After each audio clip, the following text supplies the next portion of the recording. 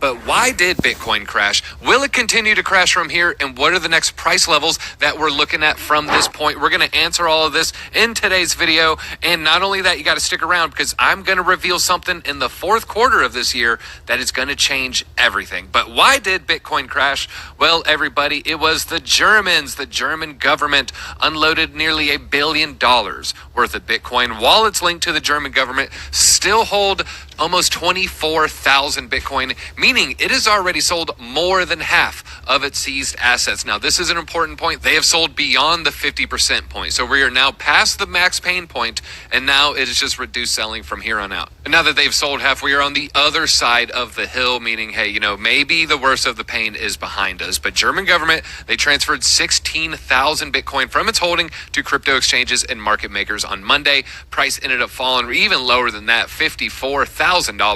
And it fell this afternoon in Europe. And the reason it fell was the $900 million worth of selling pressure from Germany. Now, Arkham has done a great job. We're going to go into the dashboard and just look at the freshest data when it comes to how much Bitcoin German government has been selling. But they did a series of tweets. Now, it started lightly enough, right? With $155 million worth of Bitcoin selling. German government had seized a whole lot of Bitcoin from a pirating site that pirated movies back in the day. And so they're just sitting on billions of dollars worth of Bitcoin. Well, today they sent $155 million to Kraken, Cumberland, and an OTC service. Well, shortly after that, folks, they kept selling. Update. They sent an additional 8,000 Bitcoin worth over $420 million to exchanges and market makers since that previous update. But wait, there's more. And you can see shortly after that, they sent another 5,000 Bitcoin on top of the previous 8,000 Bitcoin. And so they currently are now down to 23,000 Bitcoin,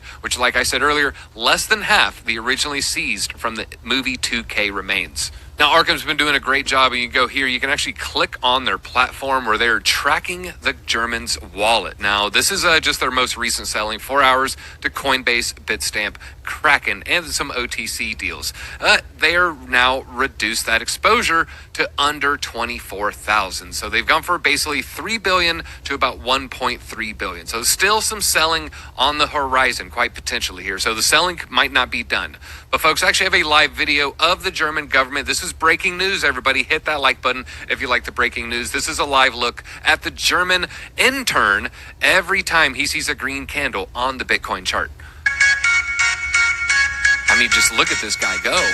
He just can't stop, folks. This guy cannot stop. That is the intern right now. I think he's getting ready to sell another batch. Now, let's talk about where does Bitcoin go from here. And I got 3 reasons why maybe we're going to have a lot brighter days ahead. I got 3 reasons why Bitcoin, I'm predicting this may have been the local bottom. Captain Fabic did a really good job, explaining why with this TA, which is called a descending broadening wedge. The descending broadening wedge is still in play. Looks like Bitcoin is bottomed out at this part of the wedge and is ready to bounce back towards 70K. This is going to be crucial resistance. Captain is saying, do not miss this golden buying opportunity.